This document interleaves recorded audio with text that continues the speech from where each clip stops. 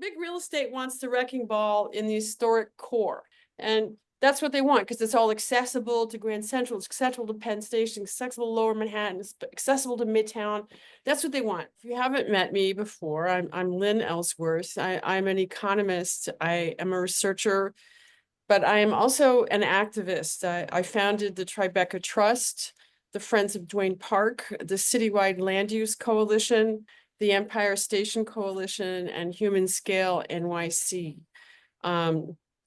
And for about 10 years now, I've been working off and on a book, which finally came out just like 6 weeks ago, about the development fights in New York City. It's called Wonder City, How to Reclaim Human Scale Urban Life. Fordham University Press did it. It went through count them, 6 peer reviews, which is just weird, but they're all good. It just took forever to get this book out. So I thought what I would do is give you an overview of what's in it and the arguments I have, because, I wrote this book, even though it's a university press, I wrote it in, accessible language, non-econ speak, for the activists for a human scale city who seeing our city destroyed by so much that's going on, and to give people arguments and tools, a weapon to argue with, I guess, because that's, I'm an academic in the end. So in this book, I start off with chapter 1, and it's a discussion of how there are 2 competing, conflicting, warring visions about the kind of city we should have. There's the human scale Jane Jacobs city that's fit for children and birds and small businesses. And then there's the mega tower city for the rich, the corporations, and the chain stores. And that chapter explains the origins of these 2 visions of what a city should be, and how they compete in the policy realm, and where they came from, and sort of I trace the ideas for them through time. And then I go into 2 chapters with a discussion of a complete takedown. It is the only takedown I know of in the academic literature that is as comprehensive. It's 2 full chapters where I take down the supply side housing theory of the YIMBY and abundance advocates. And some of that does, of necessity, get a little technical. I have to use some econ words because I'm arguing with a famous economist from Harvard, Ed Glazer, who is the sort of guru of that supply side housing theory. And it takes a long time to take him down, every inch. It's a 360-degree takedown. Ed Glazer at Harvard thinks that skyscrapers in Manhattan are the only way to build, and that we have to demolish our historic districts. And, that's his thing. And the YIMBYs and abundance people from the New York Times and Atlantic have latched onto his theories and tried to popularize them for the Democratic Party. I move on then to a whole chapter that analyzes the whole problem of historic districts and how they contribute to great urbanism in New York City, and how they are creating a public commons, and that the YIMBY Glazer idea, abundance idea of demolishing them, is literally economic stupidity for New York City. I cover also in there the first bit of a long story that goes throughout the book of big real estate's attack on historic districts and their attack on the Landmarks Commission and their attempt to literally take it over, which they succeeded in doing. And then I turn to a discussion. There's a couple chapters now where I turn to the problem of, of big real estate and what they want, and how their vision for the city. And so this is an illustration you see of it's just a generic illustration of what you call the sky dome, and how the game now in New York, in Manhattan, in the core of the city, is see all the airspace above the buildings. That's what they want. That's what they're after. They want to seize that for themselves and sell it off to the world's rich. That's the game. And that's what they're doing. And they have succeeded massively, particularly in Midtown. So the game is over the proliferation of construction into the Sky Dome of Manhattan. And then I have a chapter really that is like, well, how has big real estate literally taken over our city government? They literally own the mayor. They own most of the city council. They have taken over our regulatory agencies. And I describe in minuscule detail how that happens. And these are just some illustrations that are in the book. Our former mayor, de Blasio, arm in arm with the former head of the real estate board of New York, Spinola. And then we have our governor and a few other of the big real estate dudes, and Rebney, happy at the annual Rebney gathering, which, happens every year, usually in Midtown. But that chapter is really about the different tools that Rebney uses to maintain its power over us and over city policy, everything to do with zoning, everything to do with rent control, everything to do with the campaign finance system. They use it to control policy in the city. And they've succeeded incrementally over time to now where they're just like in total dominance.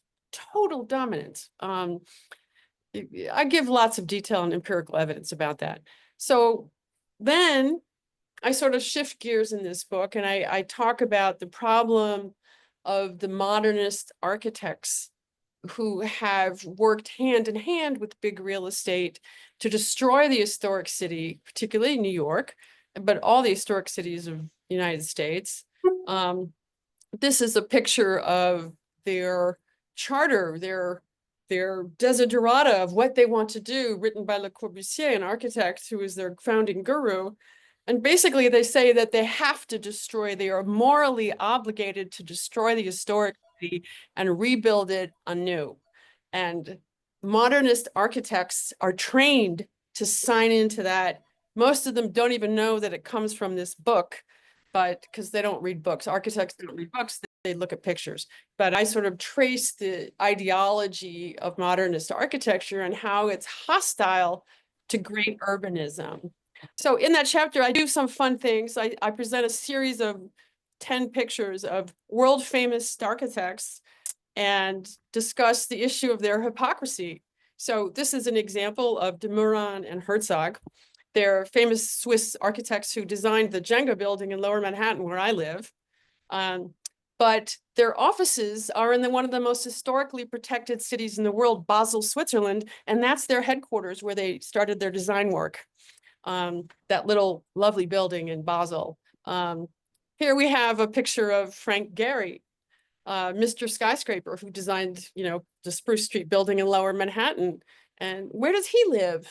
Well, he lives in a single family home with a grassy yard in Santa Monica, California. Actually, I think he moved recently, but he was there for like 30 years of his life. Same thing here. We have Renzo Piano, who designed the new Manhattanville campus for Columbia University, where my husband works, which is an all-glass monstrosity that required the demolition of much of the historic fabric of Harlem. He designs glass stuff like this. But where does he live? He lives here in this building called the Place des Vosges. It's probably one of the most historic, famous buildings in all of Paris. He lives on the 3rd floor there. That's his exact apartment, just to say. And you're not allowed to touch it. So that chapter has a lot of fun in it because I am really like nailing that. But then I turn into the problem of what do we actually do to deal with the problem? And it's a huge, huge problem. I illustrated here with how like the zoning code needs massive reform. And I don't mean Elon Musk reform. I mean a Jane Jacobs style overhaul. This is simply an illustration of how developers assemble air rights because the air rights are so loosely regulated in the city that you can kind of stack them on top. And that blue zone is where they've stacked air rights from other buildings on top of one site to create like a super tall in the South Street Seaport area. And this happens all over the city as of right. And it's basically the city is in favor of even more deregulation of the air rights, as if there's any regulation going on right now, which there's not. So, you know, they want to create a free open market in air rights where any developer can sort of trade them and put them anywhere in the city. That chapter is really about all the range of policy solutions that we can do about affordable housing, about zoning, about historic preservation. You know, it's not like I have the answer to every single question, but I provide a framework for analyzing policy solutions in this domain. Because how does it impact small business? How does it impact the human scale city? Is it destructive of our historic fabric? Questions that do not get asked at any point in the current setup. So it's pretty much a call for like total revolution in how we manage our city. But we citizens have to find a way to take our city back from big real estate. And that is a huge task because we have been rendered pretty powerless in the official system. We need, you know, obviously a massive overhaul of our campaign finance system, but also our city charter. And I lay out in that chapter specific changes we need in the city charter in order to make the city more democratic. And, you know, there you go. So that's the big picture overall of the book. You know, I see these issues playing out in Midtown, around Penn Station, around NYCHA. I've been involved in hundreds of fights all over the city over the past 15 years, and I'm not optimistic, just to say. I would like to be more optimistic about the ability of those of us who would like a more human scale city to end the reign of big real estate over us. You know, I feel like we've become serfs to big real estate. So there you go. I'm with you on the optimism, but when you take so much time to write this book and put all this energy and lay it all out, that gives me optimism. When we went to a webinar and we decipher and we go to these rallies, decipher the issues like last night even, we talked about NYCHA and we're battling NYCHA and we come together. That gives me optimism. I'm with you. I see the power of the real estate. And I'm looking forward to really digging in on your book because I've often said, I don't think we can fathom the control they have on this city. With your analysis, if you had a 3 or 5 point plan, so far I'm hearing from you as attack the zoning, fix the zoning, the city charter. Where else do you see us going as a pack? Maybe Well, to be honest, I think that there's sort of a two-pronged thing that has to happen with a united opposition across all the multiplicity of opposition forces that are in the city, which are everywhere, but people are lost in their individual fights. You know, there's some ridiculous tower going up next to, you know, Park Slope, and you know, people are fighting that. And then it's just like big real estate has the advantage is that we're scattered in a million fights and they're like deep pocketed. And so first of all, we need to unite. And second, we need to attack the campaign finance system that allows them to own the politicians. You know, it's the same as, you know, the issue of Citizens United problem at the national level. At the city level, we have the same problem, is that they pay the politicians through the campaign finance system, and it's hard to beat them. So we have to change the rules of the game there. So that's number one. But we also have to change the rules of the game in the city charter that allow the intense and ridiculous, absurd levels of conflict of interest that exist, like in how they appoint people to the community boards, to the Department of City Planning, to the city planning commissioners, to the landmarks commissioners, to the Bureau of Standards and Appeals commissioners. Like any regulatory agency in New York that has anything to do with real estate is just overwhelmingly a fox guarding the henhouse situation. And that's allowed in the city charter. And you know, we at Human Scale NYC, we tried to fight this at the last Charter Revision Commission, and we had like mounted groups of people who came in and like, you know, presented testimony that we need to change the rules of the game, that if you have affiliation with big real estate, like you can't be on or in any sector, you know, if you're in the food and restaurant industry, you can't be regulating the food and restaurant industry. You know, it's obvious, but big real estate was running that commission. So we had one friend on the charter commission who tried to help us, but he was overruled by, you know, the appointees from the commission who are on big real estate. So we lost on that. That's not something that is forever. You keep going, you keep trying to change that. And I think also, you know, we're going to need to elect a new type of city council member. I'm sorry, but I don't like your city council member, Botcher. Yeah, I think a lot of us are having some difficulties with him. Yeah, and they're also infiltrating the community boards. Absolutely. So you change the campaign finance system, you change the city charter, and that gives you some power to then get in and do the rest of the other changes that you need, like the zoning changes and stuff like that. Because without power, you can't change the zoning. You can't do anything without the power. You got to first get power. I spoke to an activist that worked on a national level, and she says, you know, the national level is just so tremendously hard. And she suggested on the city level, and that where I see it is with the council people is where we could take charge. But we have to do it on a massive scale, even on the city level, other districts.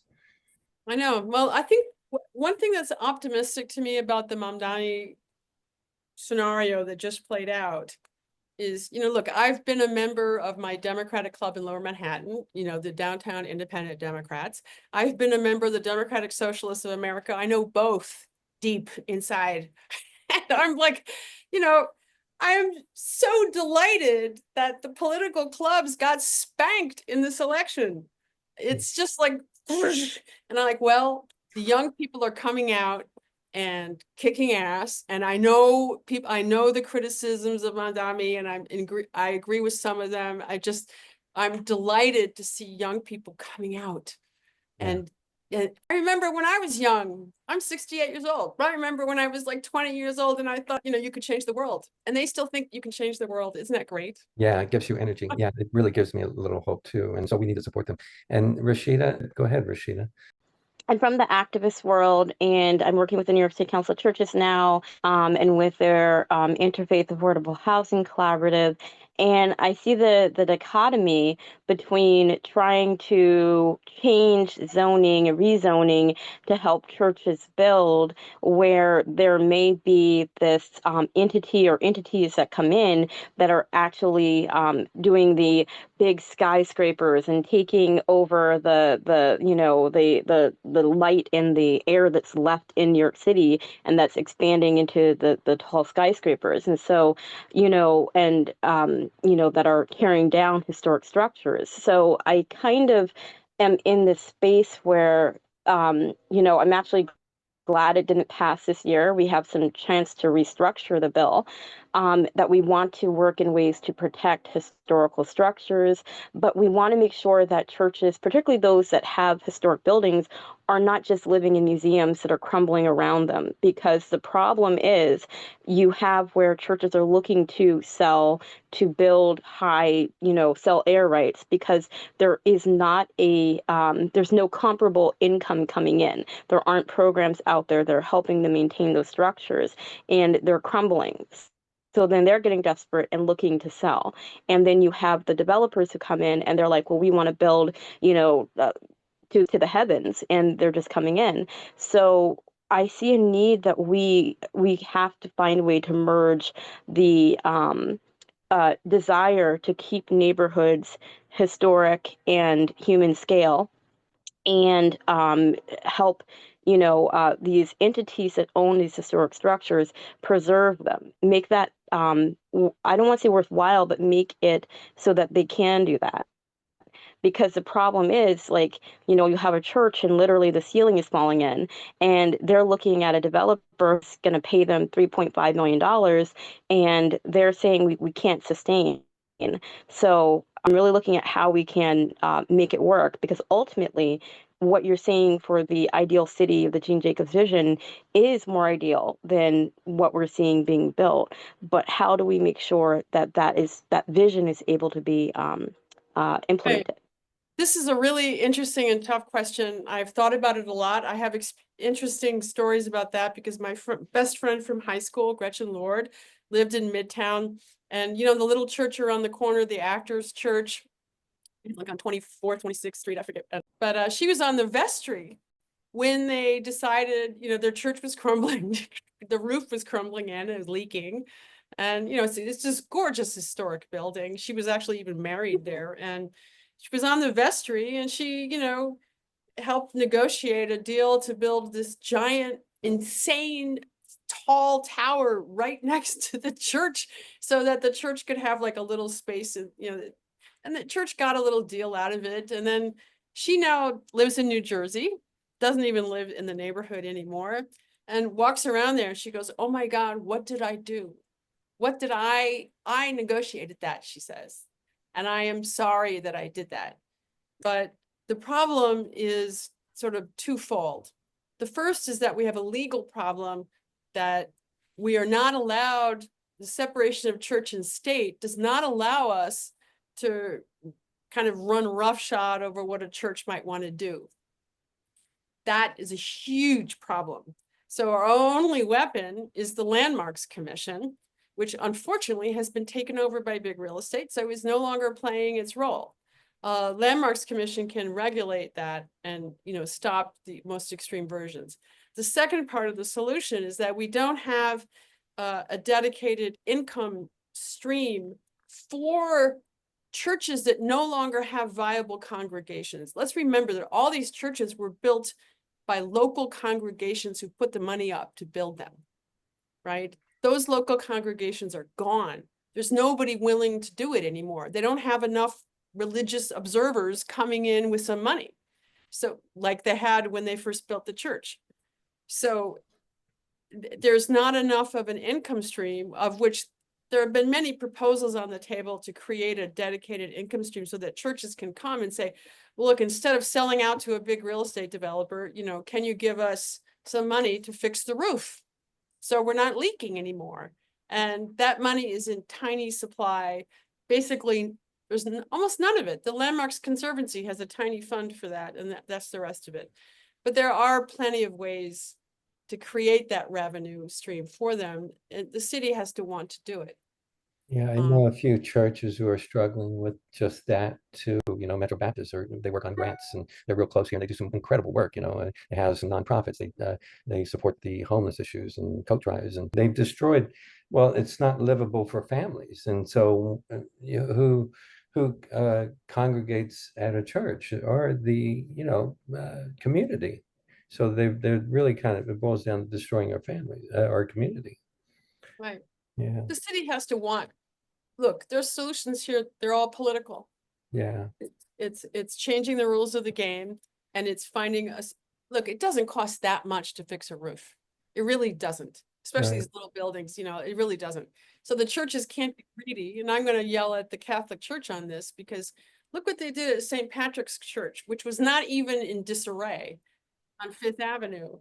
They sold all their air rights, you know, greedily over the Midtown rezoning. And what did they do with all that revenue from the real? They used it to pay off the abuse cases that the Catholic Church had against little kids, you know, the families of kids, for all the abuse that happened. And I'm thinking, great, the church didn't even have to pay for that. They used revenue from the sky to do it, to get rid of all those lawsuits. So, you know, I don't know. The Catholic Diocese of New York, they play the real estate game as much as anybody. Same with Trinity Real Estate, who owns like massive amount. They'll demolish anything. So the only game in town is the Landmarks Commission and a revenue stream to fix the church situation so that they stop selling out for giant towers and air rights. You know, it's the only way to fix that game. Yeah. Alex, I'm just very glad you mentioned taking power back from real estate who runs this town. One thing that might give a little hope in that vein is something I came across from Cranes, the business website, and it says here, related companies, which is just one example, has been unloading a massive portfolio of rent stabilized out of borough sites that Related purchased pre-2019 after reportedly not being able to cover renovation costs by boosting the building's revenues. And Related has incurred losses between 20% and 60% on its investments. So, I mean, I don't cheer when people lose money, but when real estate giants lose money, yeah, I'm happy. Like, if they are losing on that front with rent stabilized buildings, then that's like a ray of hope, because real estate should not be a business. And that it boils my blood that real estate is treated as a business. If you notice, most people who get into real estate as a business are the most plain, boring people. You wouldn't even want to spend 10 minutes in the same room. And the other ray of hope is that in the past 20 years, there's been a growth of community land trusts. Like 20 years ago, there was only a few, and now there's more than a few. And so that should be another ray of hope. Yes, I think community land trusts are a great thing. I think they need some degree of regulation so that we don't get excessive self-selection of fairly prosperous people grabbing an asset, which has happened elsewhere. You just have to regulate that. It doesn't mean you don't do it. It's just you got to manage the process carefully.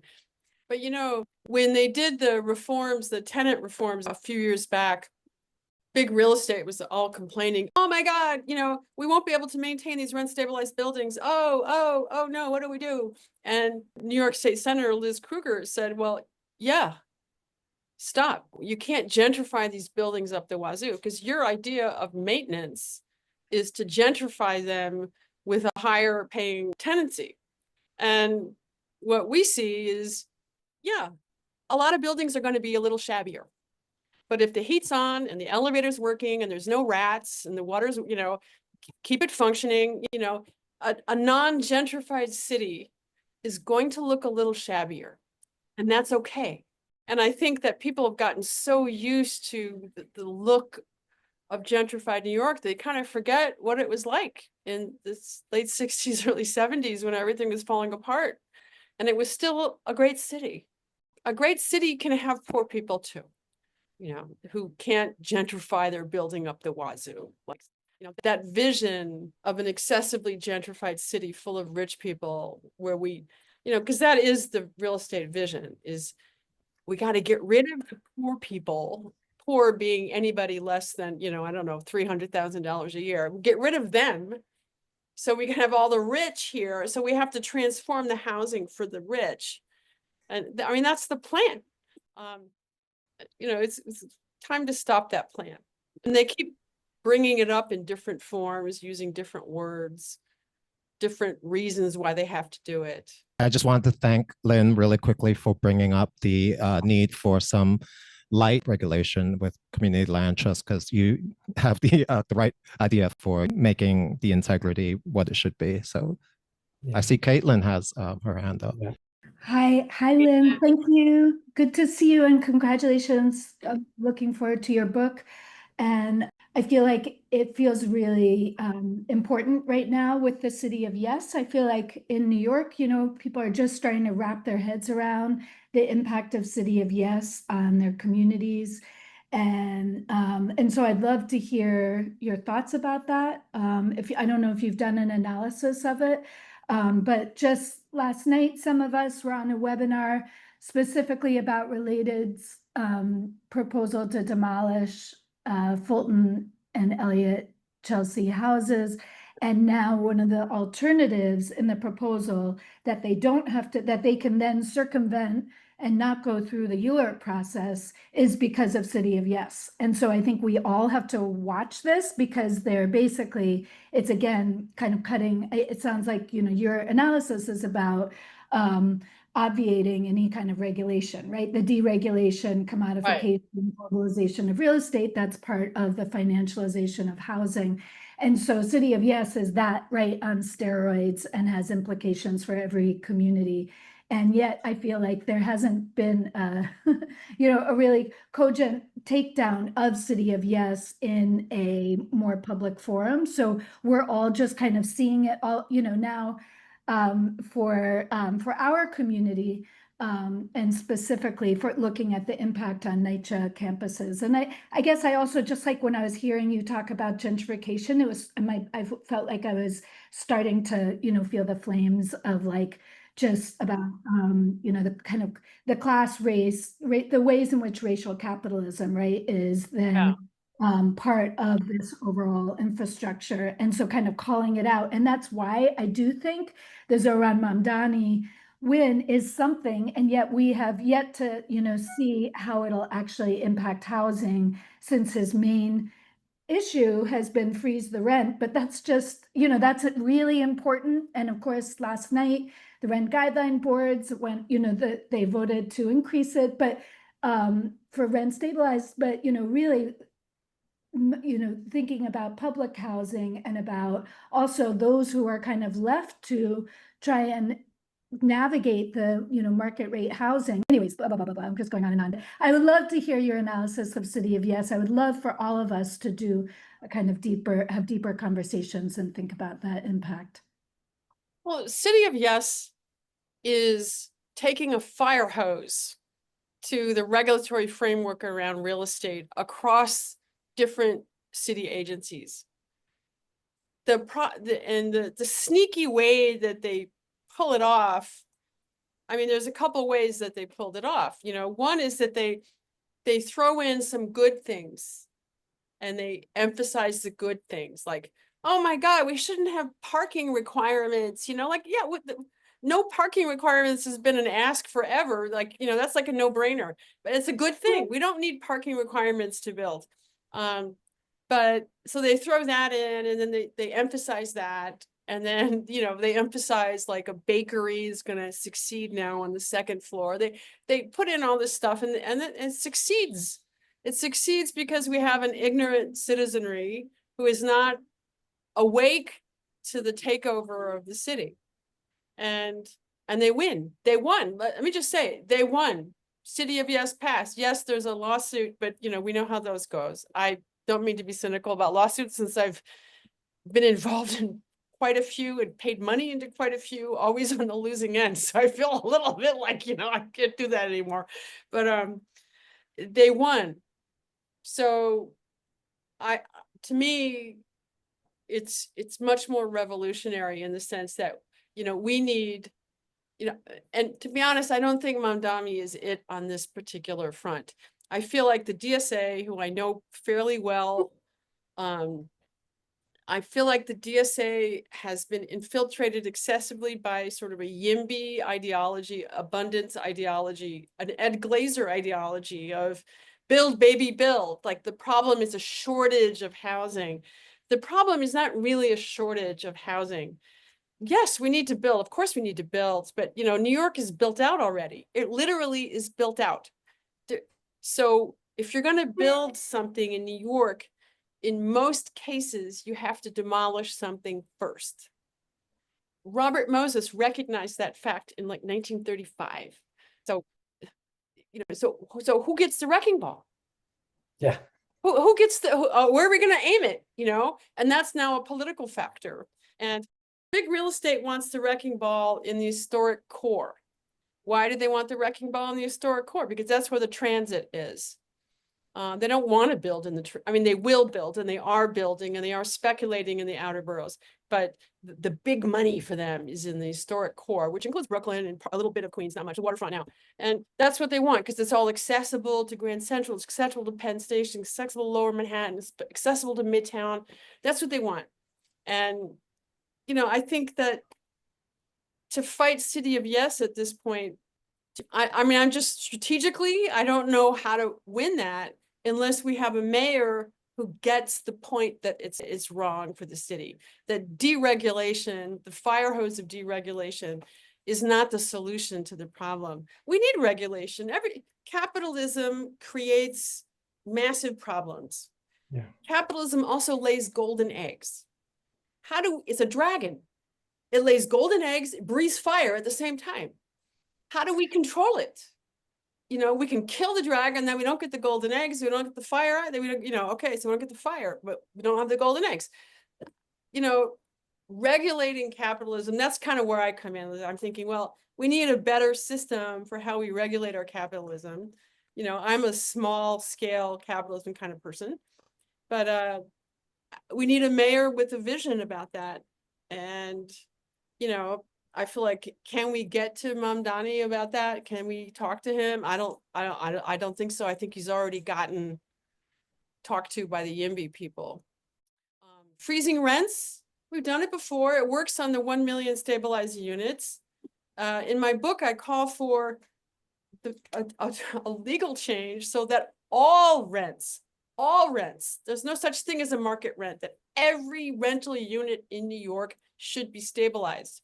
What kind of society allows a landlord to raise the rent infinitely at will on the market rate part of the market? That's insane. That's ridiculous. Can I send you the City of Yes paperwork and have you review it? Would you like to? Yes, please do. I follow George Janes quite a bit on this. He's a good friend of mine. You know, George and I have talked a lot about City of Yes as it was going through the system. You know, I mean, the problem is I felt like as it was navigating the approval by the mayor and the city council, I felt like it was a done deal. Yeah. Which I think it turned out to be. But I see Caitlin, that's a new hand, right? Is that okay? I feel like, you know, I mean, City of Yes is this kind of, it's like a complex platform of around, you know, upzoning the city. And I think that for, you know, most New Yorkers, upzoning, like in all the kind of techno jargon, and Sam Stein talks about the kind of plan splaining, right? That happens. It's kind of this, you know, it's complex. But what isn't complex is that there is this kind of structural racism, this kind of racist upzonings, like connecting that techno analysis, right, to the displacement of poor working class communities of color. And I feel like we can kind of get into all of the kind of tools of trying to kind of understand it. And then on the other hand, I think we can just call it for what it is, because we already know that it's happening. And I feel like kind of connecting those dots to your communities being upzoned. This is about the displacement of poor working class communities of color, right? Yeah, and they just want towers, right? They want towers and to get rid of poorer people. That's it. Yeah. And I think we just have to kind of hold that, and because already, you know, people in communities know it, right? But then how do we, you know, have something that we can all get behind without having to kind of be technical experts around it, is, I guess, my, you know, my point. I agree. Yeah, It's yeah, a good message. Yeah, Lynn, I hope you stick around. Baron has been talking about the mixed use plan. I think you probably will find that interesting. And I'd love also for you to be involved in, we've been talking about a community housing meeting. And Damu and I have been talking about this. And I think what we need to do is write a purpose statement, a statement of purpose. And I've also been meeting with Chris Marte on his meetings about development in the city. And I think he wants to look at a broad perspective of development. So I'm trying to see where that goes to. We all need to embrace, kind of urge Mamdani if he supports what we're doing. And of course, he's talking the right language, but let's make him follow through with that right language.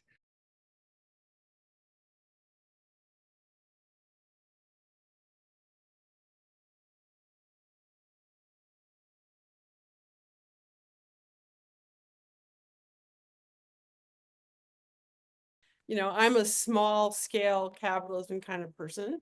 Regulating capitalism, that's kind of where I come in. I'm thinking, well, we need a better system for how we regulate our capitalism. We need regulation. Capitalism creates massive problems. How do we control it?